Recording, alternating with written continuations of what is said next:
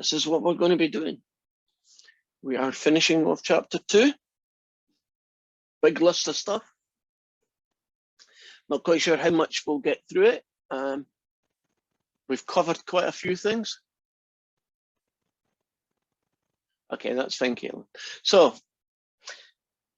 quite a few of these we've done. I'll be doing some of them as an overlap. Some things I'll add things that you might not have picked up the first time.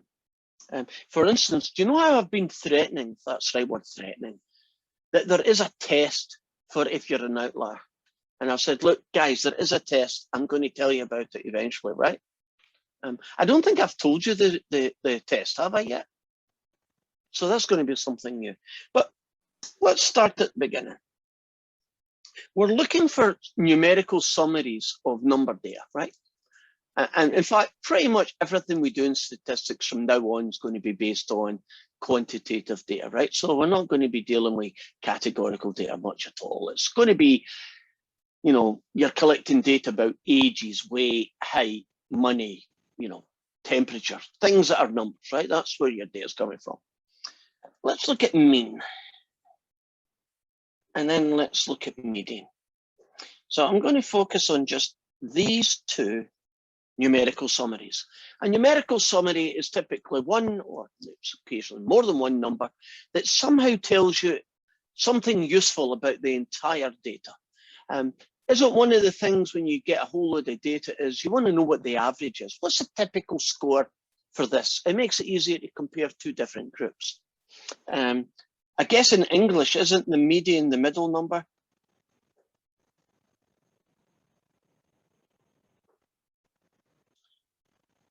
When the data is in order. And the mean, I don't know, I'm trying to think of an easy way so I don't have to write too many words. Do you know the guy that's mean? You would probably have called it the average. You know, if you get 5 scores, when you add them all up and divide by 5, do you know that calculation? Right. I did 5 tests. What's your average test? Typically, the word average is for all of these. In statistics, an average is a mean. Another kind of average is a median. Another kind of average is a mode, but we hardly use that one. And this is what, how will I do that? Professor? Yes. Oh, the way I usually describe it would be the arithmetic middle for the mean and the physical middle for the median. Would that make sense? Sure, that makes sense. They both give you an idea of the guy in the middle. I'm just going to write down a very bad sentence because I can't think of one. Add up all the numbers and then divide by how many numbers there are.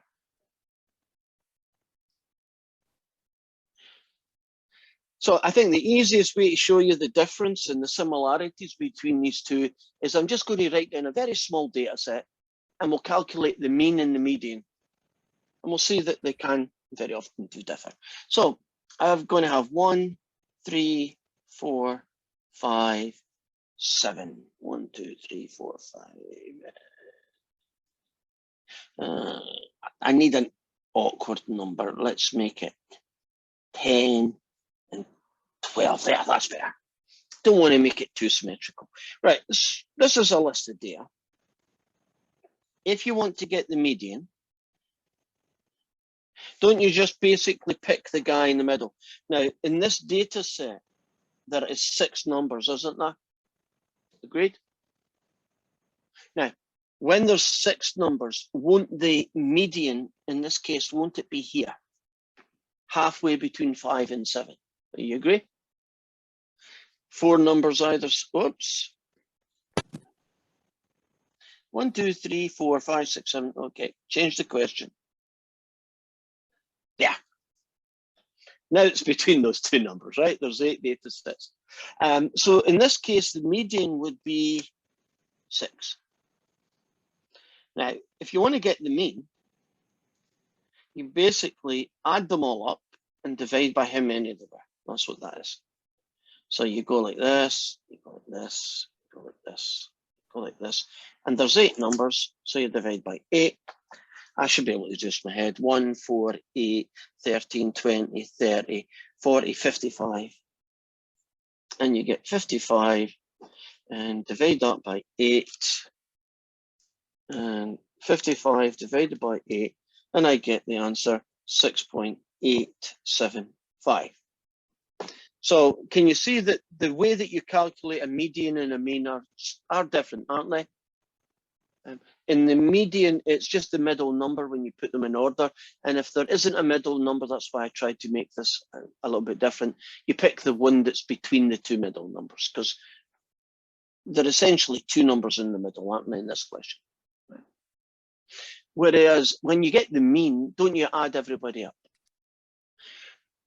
Now, a notation you're going to see quite a lot is this funny little guy. It's an X with a little line above it. And when you see that, you call it out loud, you call it X bar. So if you ever see me talking about X bar, do you know I'm just talking about the mean of the data? So I might be saying, oh, there's a class of 50 students and X bar is 27.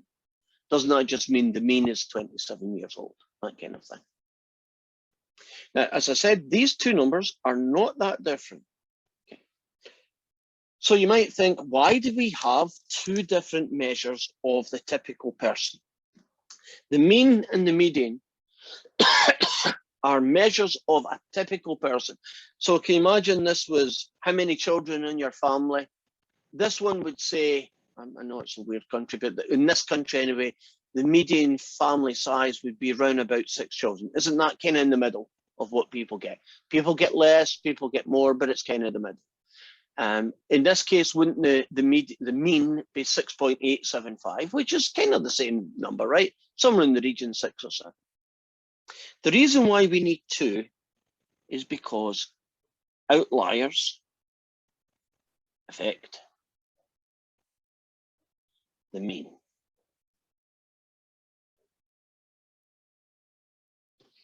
Big exclamation marks on it. Outliers are a pain in the butt, because outliers, if you're not careful and you continue to use them, they can give you very false impressions of what's going on, what the typical person is. So imagine a different data set. I had 6 students. No, I'll make it 5. I had 5 students and I gave them a quiz, and the quiz was out of 20. And I got the scores 1, 2, 3, 4, and 20. Right. So very small class, but I don't want to do too many calculations. If you look at that number, would you agree that 20 is significantly different from the other 4 numbers? Would you agree that's probably an outlier? I've made it so it should be, right? Now, if you calculate the mean of these 5 numbers, you get 20, you get 30, you divide it by 5, and you get an average of 6. When you look at this class, 6 isn't really a typical score. I mean, didn't 4 people get less than it and only 1 got more? It's kind of lopsided, isn't it? Wouldn't it be fairer to say that a typical score of the students should be somewhere lower than that? Do you see how this outlier has made it big? Now, you can check for an outlier. This is not the test, but this is a check. If you think one of the numbers is an outlier, let's say it's 20, calculate the mean without that guy. Now, if you do that, it's 4, 7, 8, 9, 10. 10 divided by 4 is 2.5. If there's a noticeable difference, that's a good indication that the number that you removed is an outlier. Do you see how that 1 score has changed the average in the class a lot?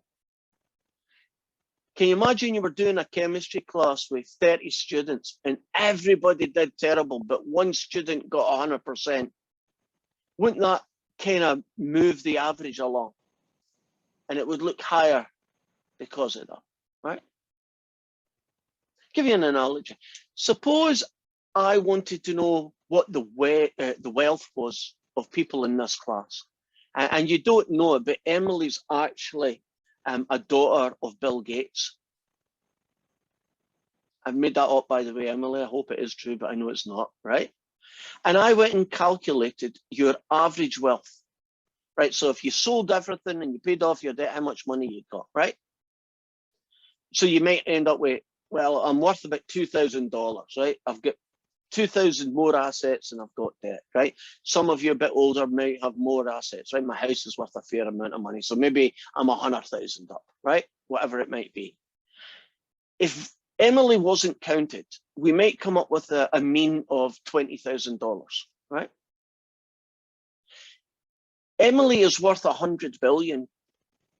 Do you know what 100 billion is going to do when you share it amongst 20 students? Won't each one of you, on average, be 50 million? Can you see how the mean is ridiculously big because of one horribly big outlier? Can you see the damage an outlier can do? And that's why we don't like them. Now, let's do that same calculation, but with a median. Okay, there are 5 numbers. What's the median going to be when you've got 5 numbers? Could anybody tell me what's the median going to be in this case? 3. 3. Bang in the middle. Now, 20 is an outlier. Right, well, so let's kill it. Let's knock it out the list. And now let's get the median. What's the median going to be now, based on only those 4 numbers? 2.5. Would you agree that the 2 numbers aren't that different? And I only had 5 numbers, which kind of made it a little bit more than it typically would be. You see, there's not a lot of difference between the 2 medians, right? Changed hardly at all. Do you notice that outliers don't affect the median that much? Right? If you have it or you don't have it, it's probably not going to matter. Would you agree that big outliers, or extremely big outliers for that matter, don't they affect the mean in a very significant way? So the moral of this story is that we need both. Sometimes the mean is just a better reflection. At least statistically, we can do a lot more cool things with the mean, which is the main reason we keep it. The median is more accurate. If you ever deal with government data, do you know that they always, or almost always, talk about the median price of a house in Washington State, the median salary, the median this and the median that? They almost always use the median for the typical number for that data set. And you might have wondered if you've never noticed the next time you read it. The reason they do that is because the outliers. Right?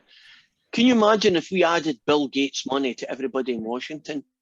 Wouldn't we all be a lot closer to be millionaires because he's got enough money to share out amongst all of us? And none of us, apart from a few people, are millionaires. So that's one reason we kick it out. Any questions about the mean and median? Easy to calculate? Be careful about outliers. It's pretty much everything I wanted to get from that.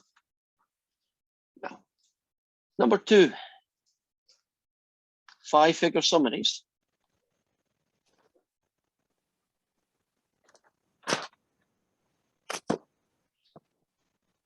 Interquartile range and outliers. Well, actually, outlier test. So I'm actually going to show you a test for an outlier now. So you won't need to guess, right? There's a test that says, this is true, it's an outlier, this is not true, it's not. So imagine I've got some data set. Oops.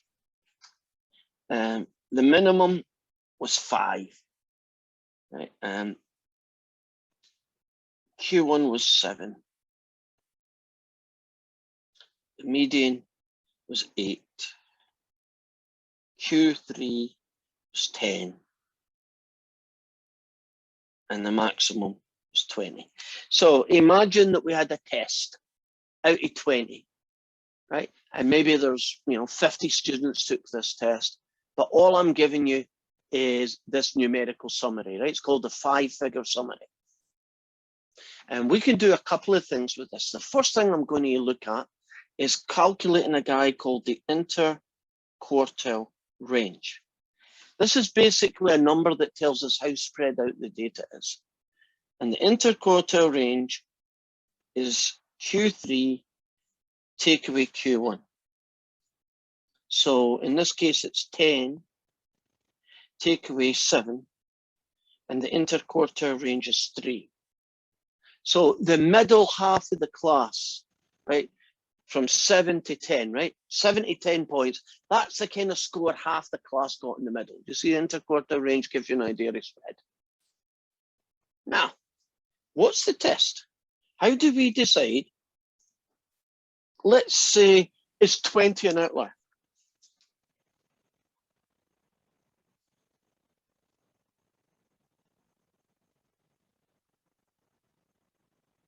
Well, what we do is we calculate two numbers. One of them is called the lower fence, and the other number is going to be called the upper fence. If your data point is lower than the lower fence, it's an outlier, right? It's an outlier because it's really, really small. And if it's bigger than the upper fence, it's an outlier because it's really, really big. Your gut feeling, do you think 20 is going to be an outlier in this set of data? Yes. Right. Do you think 5 is going to be an outlier in this set of data? No. No. So if this test works, shouldn't it come up with the same conclusions as we've got, right? Because I think most people would agree with what you just said. So there's a formula. I know it's an ugly formula, but remember, you can write these things down. So when we do the tests, can't you just have it in a piece of, a little cheat card, and you can go read it? The lower fence is Q1 take away 1.5 interquartile range. And the upper fence is Q3 add 1.5 interquartile range. Statisticians got together, thankfully, and all agreed on these results, right? Well, let's have a look at it. Q1 is 7. Take away 1.5 times 3. So what's that? 7 take away 4.5. And the answer we got here is 3.5. Is 5 smaller than that number? No. So 5 is not an outlier. Remember, smaller than the lower makes you an outlier. What about the upper fence then? Let's see what that is. The upper fence is 10 plus 1.5 times that guy, and that ends up being 14.5. Do you see that a score of 20 isn't that above this number? And that's why this is an outlier. And this guy is not an outlier. Isn't it good not to have a grayness anymore? We have a test instead. And we just agree on it. If the test says it's an outlier, we just say, okay, it's an outlier. Would 15, suppose there was another score, somebody got 15 in this class, would 15 be an outlier?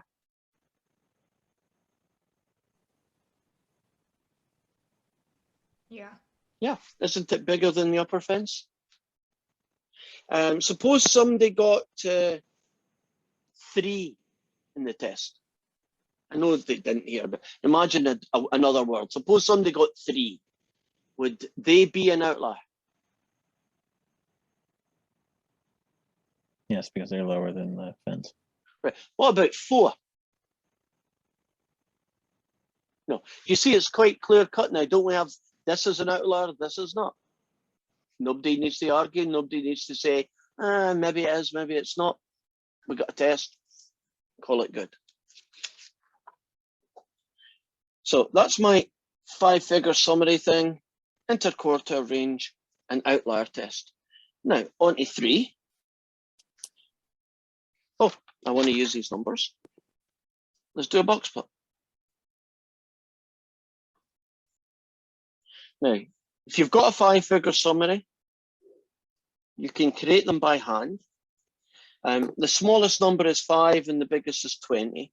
I would probably start at 0 anyway. 2, 4, 6, 8, 10, 12, 14, 16, 18, 20. Okay, forget that guy. The smallest number, oops, is 5. So 2, 4, 6, 5 is about here. Next number is 7, which would be about here.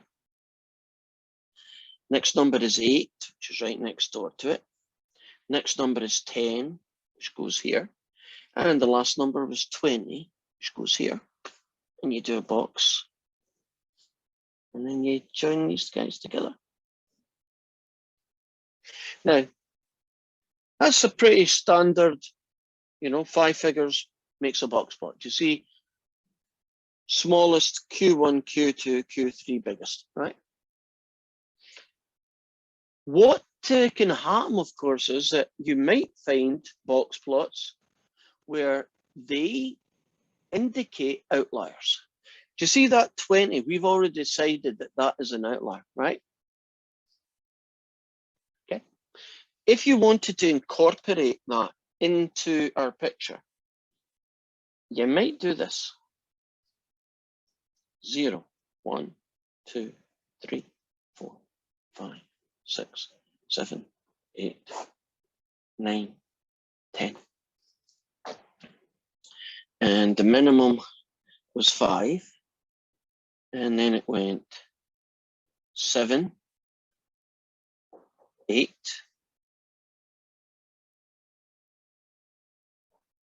10.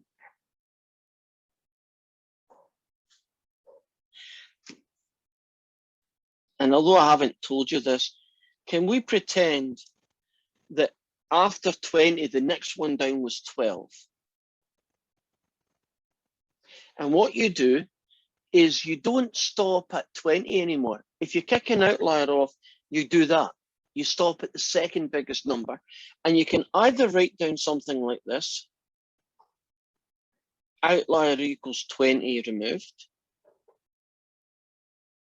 Or if I'd planned ahead enough, you could do this.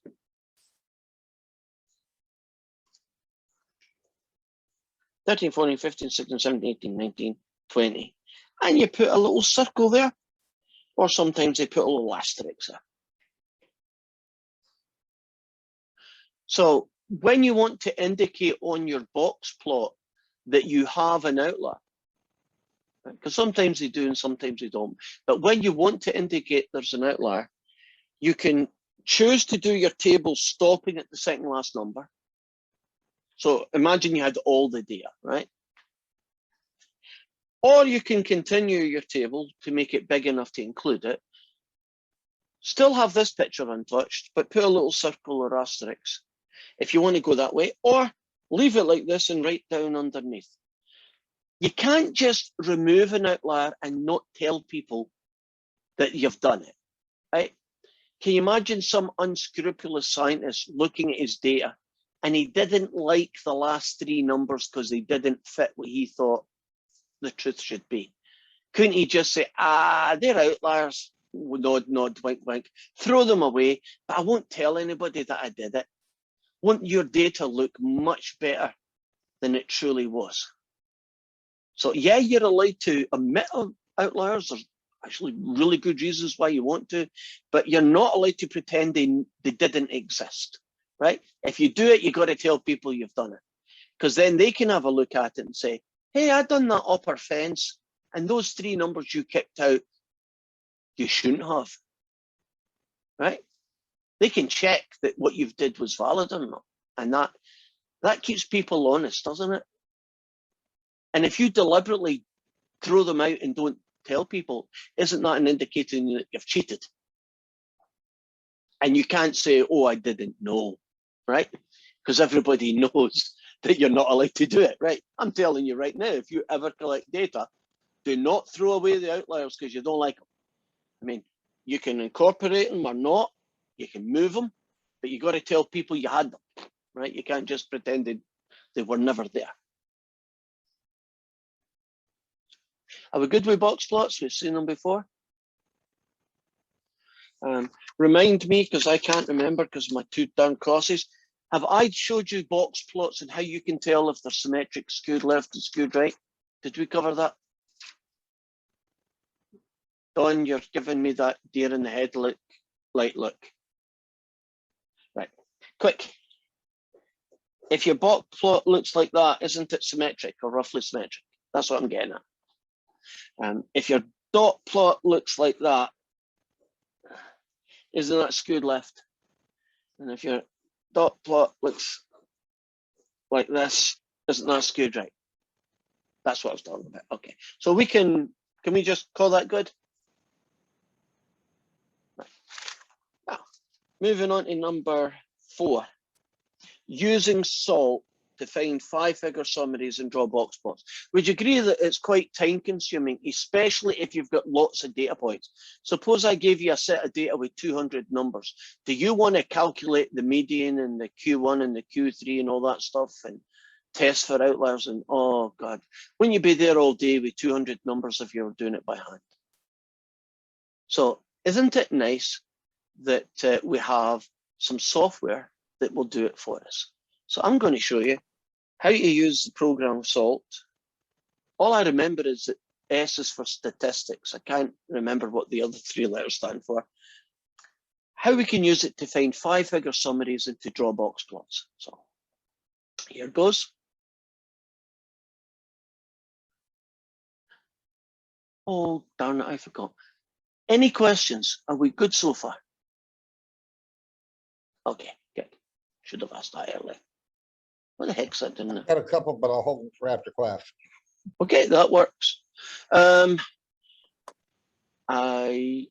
you looking at bell-shaped data right now? Is that what that says? Okay, so I better clear that off because that's not for today. That's something I was looking at earlier. And are you now looking at numerical summaries and quantitative? That's what you should be looking at. Okay, I'm in the right place now. Here are some of the earlier questions. We've pretty much covered them. See this one here, question 5. To get the 5-figure summary, isn't that going to take you a fair amount of time because you're going to have to rewrite these numbers in order before you do it? Whereas, let's look at the data this way. And right, you see this big string of data? There's 20 numbers in it. And we're going to find the 5-figure summary. And we're going to look at a box plot. And this evidently is the cholesterol level of 20 individuals. I think I'm going to have to move it here and hit that button. Oh, darn it in space. I'll do that again.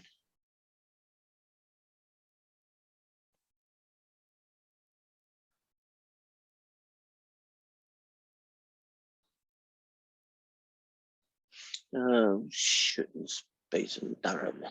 Have you noticed I've not swore yet? You know how good I am at not swearing? I've got 2 screens, but they keep overwriting the other screen. And if I do that, I won't be able to show you what I want. Right, I got that screen, which is, where are you going? Where are you going? Not again. Not again.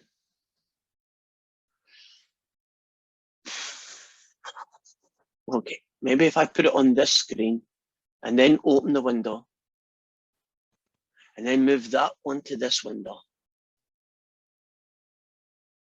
I want these to be in 2 different windows. Cooperate. I got it to work, guys. Okay. Suppose we wanted to find the 5-figure summary of this data. If you hit the salt button, this is what appears.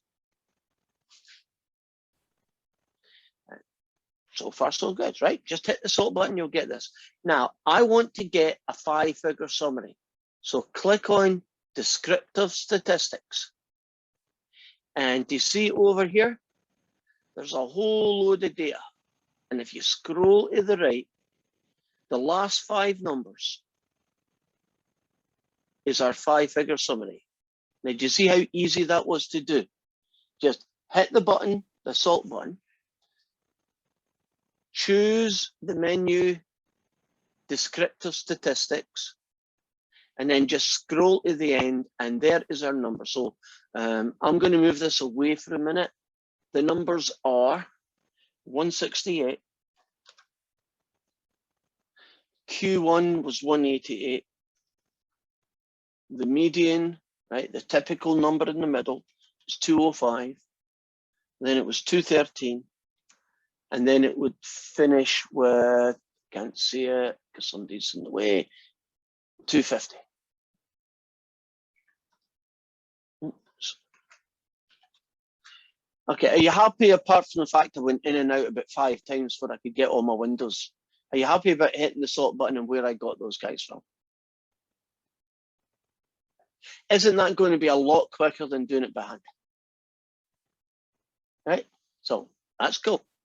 Now, draw a box plot. Okay.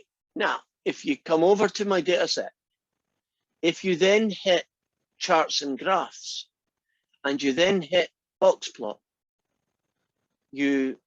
why is that window so weird looking? Right. You have to pick the variable, cholesterol level. And there is the box plot. Now, the only problem is it's going this way and not horizontally. So yeah, you're doing exactly that. You have to turn your head on the side. But do you see the key numbers? Min, Q1, median, Q2, and max, right? Now, if I come back out of that, one of these guys is the right guy. And I should have been checking something. Did that disappear? Oh, here it is, right. Here are the choices, right? I could use these numbers and just come up with the guy. How about picking the median? 205. That looks a bit too big. That looks good. That's far too big. That's too small. So just based on the median, I would say it was this second picture. Would you agree that guy's around about 205 and the median was 205? Very good. Right. Let's do a test. Is 250 an outlier? I'm going to write some numbers down and then we'll test it.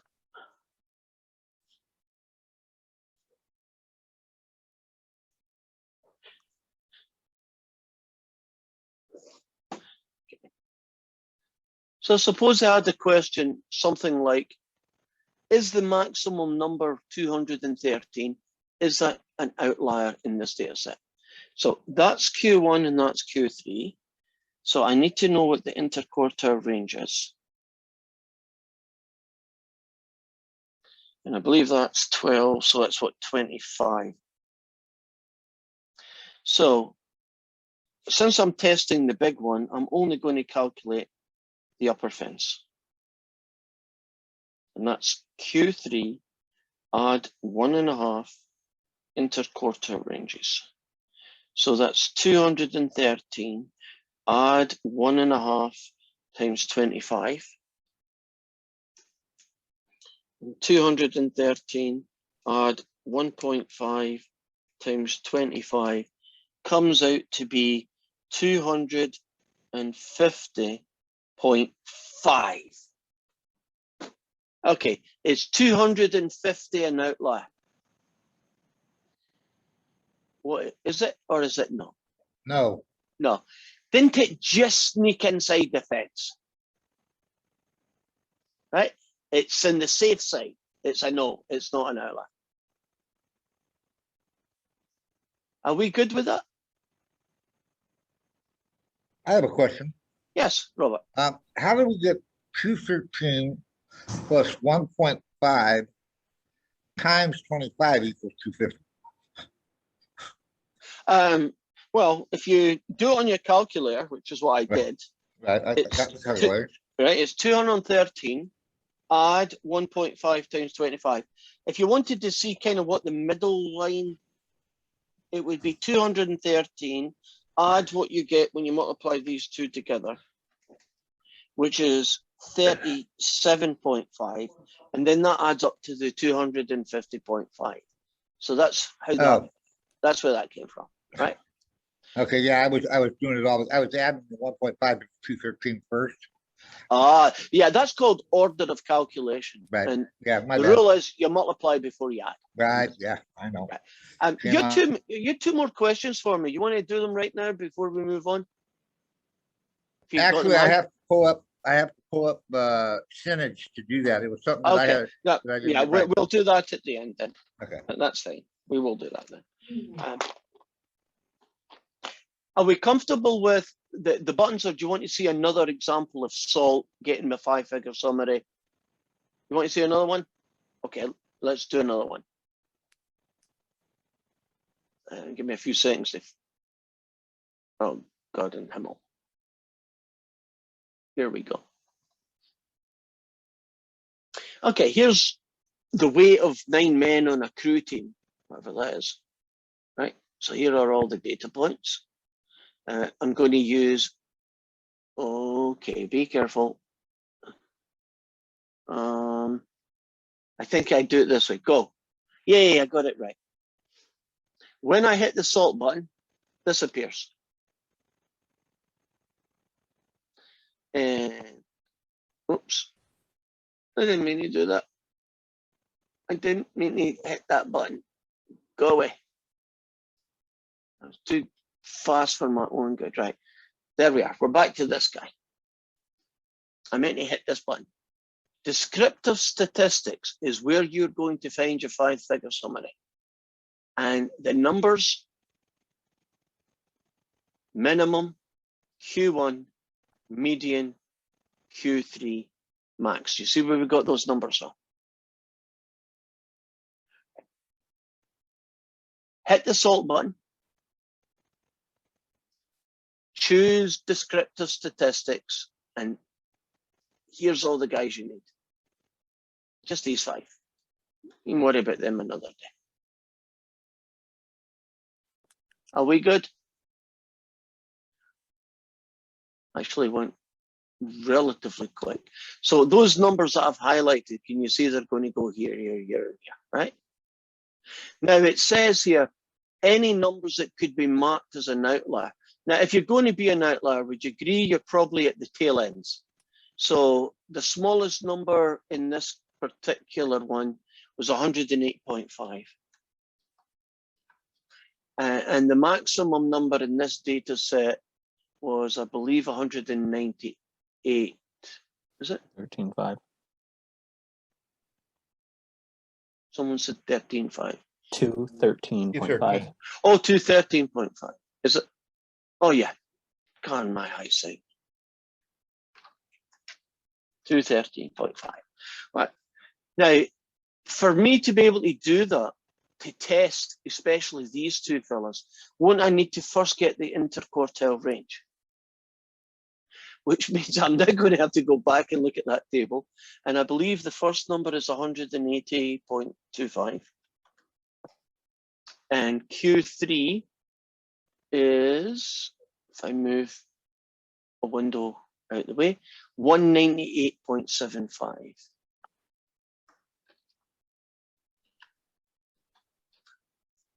So far, so good. Now, which one do you want me to test? The 108 guy or the 213? The 108. Let's check that one then, right? Now, I'm writing down these numbers and then you'll see me, but I kind of need them on my screen while I do it for a minute. So Q3 is 198.75 and Q1 is 180.25. And we are going to test the 108.5 one. I think that's what we want to test first then, right? What's your gut feeling? Do you think 108 is an outlier?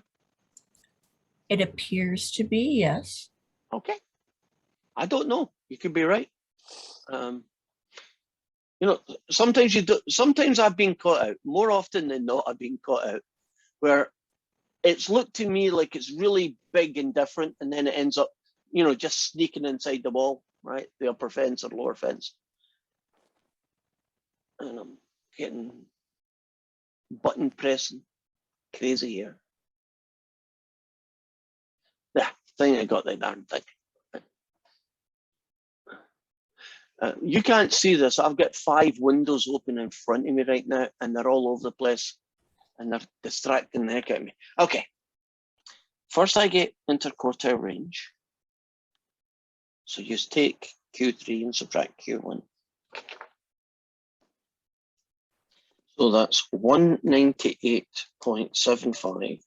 Take away 180.25. And the answer I get is 18.5. Now, since I'm testing the small one, I'm going to calculate the lower fence. And if this guy is smaller than the lower fence, it's an outlier. So it's Q1 subtract 1.5 interquartile range. It's going to be 180.25. Take away 1.5 interquartile range guy.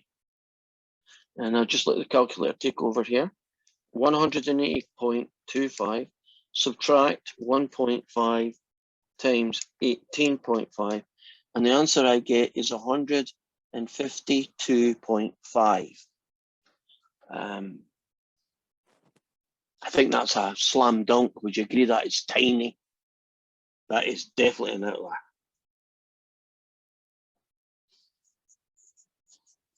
Couldn't we also test at the other side to see if the max, the 213.5, but I think when you look at the data, isn't it very close to Q3? So I'm pretty sure it's not going to work, but we could test it if we wanted. Do you like this test now for outliers?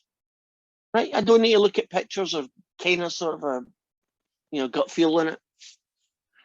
Are we comfortable about using the salt button to find the 5-figure summary? Right. I'm going to return to that guy, and I'm going to also now use them to see the box plot. I don't think it's as good as the box plot, because won't the box plot be big and fat and go this way? And the little pictures they give you, little skinny guys going this way, you kind of turn your head on the side and, you know, do your best, you know, your best guess at it. So let's see what we get when we do that. So I got my data, right? This stuff here. And then I just go to charts and graphs and box plot it. Oops. And tell it the variable. And well, maybe if I shrink this up, maybe that'll help. I don't know if it will, but I'll try. Yeah. Can you see that box plot? Now, if you turn your head on the side, I know it's the wrong shape. Here's a question I'm going to ask because I like it. Is this skewed left or skewed right? Skewed right? Yeah, don't you have to turn your head to the right-hand side?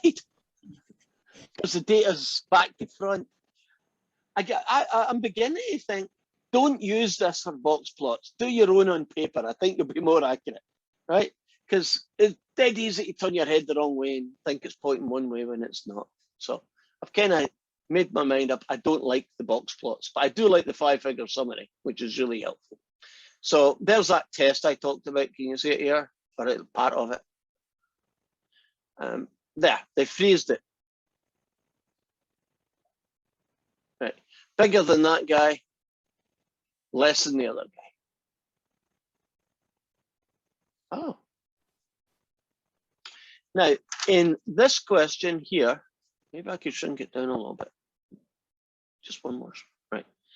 There is 2 sets of data. This is self-identified women and how many minutes of exercise they do in a week. Does sleeping count as horizontal exercise? Okay, then I do a lot of exercise. Does getting out of doing chores count as exercise? Oh, I'm really fit. Right. So when I hit the salt button, we have a little bit extra information that we don't typically do. Is that went big on me again? Well, let's make it 100%. Right. Do you see how this one is tagged as male and then the other one is tagged as females? Right. Because there's two different sets of data. These numbers here are the men and these are the women, whichever way it is. Yeah. So if I want to get a 5-figure summary, descriptive statistics, can you see this row is the men and this is the women? No, this is the women at the top and there is the men. Are we comfortable with that? That you can have two at once? Now, moment of truth, this isn't going to work well because I've decided I don't like their charts because they're vertical and they're funny shapes. But if I click on this fella and I do women, that's not what I picked, box plot, there we go. And I do women, right? Can you see that's the box plot for the women?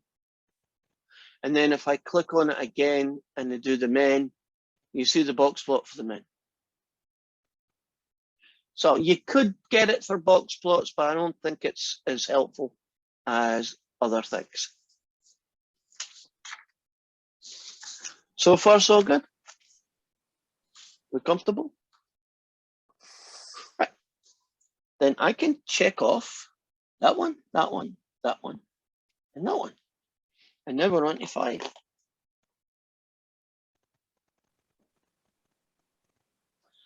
These are different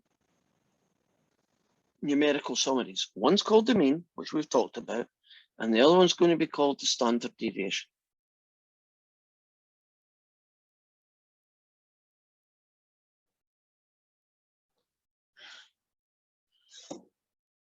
You just add up all the numbers and divide by how many, and I need to get back to my screen, don't I?